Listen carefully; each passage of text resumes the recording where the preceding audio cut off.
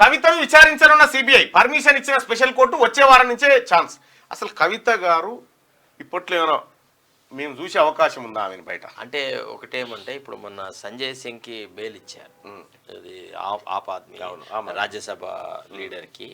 తర్వాత రెండోది ఏంటంటే సెక్షన్ 45 ది పిఎంఎల్ యాక్ట్ని ఇంకొక రకంగా ఇంటర్ప్రిట్ చేసినారు. మూడోది ఏంటంటే కవితను తర్వాత కేజ్రీవాల్ను ఒకే సందర్భంలో అరెస్ట్ చేసినారు, ఒకే అంశం మీద అరెస్ట్ చేస్తున్నారు. అంటే ఒక సర్వింగ్ ముఖ్యమంత్రిని జైల్లో పెట్టొచ్చా, that at a time when the elections are happening. అతను ఒక పార్టీకి అధ్యక్షుడు కాబట్టి ఏదన్నా బెనిఫిట్ జరిగితే కేజ్రీవాల్ను రిలీజ్ చేయడంలో కనుక కొంత వెసులుబాటు అంటూ ఒకవేళ కోర్టు ప్రతిపాదించే పక్షంలో కవితకు కూడా బెనిఫిట్ జరిగే అవకాశం ఉంది. ఇదే చాలా దారుణమైన విషయం. తర్వాత రెండోది ఏంటంటే మల్లన్న గారు, మన ఈ అయితే ఎన్నికల ప్రణాళికలో ఏదైతే మనం మేనిఫెస్టో విడుదల చేసినామో అందులో బెయిల్ విషయం కూడా చాలా ముఖ్యమైన విషయం ప్రతిపాదించినారు. అంటే మన న్యాయ సూత్రాల ప్రకారంగా jail is an exception, bail is a rule అనేటిది ఒకటి ఉంటుంది. అంటే ఏ వ్యక్తినైనా కానీ ఏ రకమైన విచారణ జరపకుండా నెలలు ఏళ్ళు జైల్లో ఉంచేటువంటి ప్రక్రియ భారత రాజ్యాంగం ప్రతిపాదించినటువంటి ఆర్టికల్ 21కు విరుద్ధము అనేటువంటి తీర్పులు ఉన్నాయి మన దగ్గర. ఎప్పటి నుంచో నేనమాట రైట్ ఫ్రమ్ జోగిందర్ సింగ్ నుంచి మొదలెడితే మన దగ్గర తీర్పులు వచ్చినాయి. అంటే భారత రాజ్యాంగం యొక్క హార్ట్ అంటే హృదయమే ఆర్టికల్ 21 లిబర్టీ అని మనం చెప్తూ వచ్చినాం.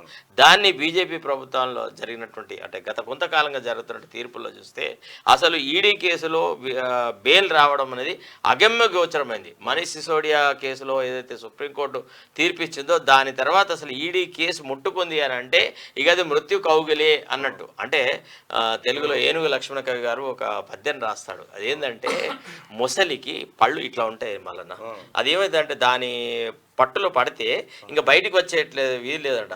దాన్నే ఏనుగు లక్ష్యం అంటారు, మకిరి ముఖాంతరస్తమగు మాణిక్యమును పెకిలించవచ్చు. అంటే ఇట్లా పట్టుకున్న దాన్ని కూడా బయటికి తీయొచ్చు అంటాడు, కానీ మూర్ఖుడి మనసు రంజింపలేము అంటాడు. కాబట్టి ఈ ఈడి కౌగిలి మకిరి ముఖాంతరస్తమైంది అనమాట. ఇది కేవలం అనుమానము అనేటువంటి ఒక దాని మీదనే అరెస్ట్ చేసేసి నెలలు జైళ్లలో ఉంచుతున్నటువంటి ఈ ప్రక్రియను మేము రద్దుపరుస్తాము. అసలు ఈడీ యాక్ట్ విషయంలోనే ఒక పునరాలోచన చేయాలనుకుంటారు. తర్వాత ఇంకొక ముఖ్యమైన విషయం చెప్తాం మల్లన్న గారు మీ అనుమతితో. ఇప్పుడు ఉద్యోగులకు సంబంధించి సిపిఎస్ఆ ఓపీఎస్ అనేటువంటి విషయంలో కూడా నిన్న మాజీ ఆర్థిక మంత్రి తర్వాత ఎలక్షన్ మేనిఫెస్టో రచించినటువంటి ఆ కమిటీకి అధ్యక్షుడైనటువంటి చిదంబరం గారు ఒక విషయం చెప్పినారు. ఏమంటే మన మోడీ ప్రభుత్వం ఆల్రెడీ ఆర్థిక శాఖ ముఖ్య కార్యదర్శితోని ఒక కమిటీని నియమించింది. ఇప్పుడు ఆ కమిటీ పరిశీలిస్తుంది అంటే ఓల్డ్ పెన్షన్ స్కీమ్ లాభదాయకంగా ఉంటుందా ఎంప్లాయీస్కి లేకపోతే న్యూ ఎంప్లాయీస్కి అనేటువంటి ఆలోచనతోని దాని మీద కొంత స్టడీ చేస్తున్నారు. ఆ స్టడీ రిపోర్ట్ వచ్చిన తర్వాత కాంగ్రెస్ పాలిత ప్రాంతాల్లో చాలా చోట్ల ఓల్డ్ పెన్షన్ స్కీమ్ అమలు పరిచారు. ఫర్ ఎగ్జాంపుల్ రాజస్థాన్లో తర్వాత వేరే ప్రదేశాలలో.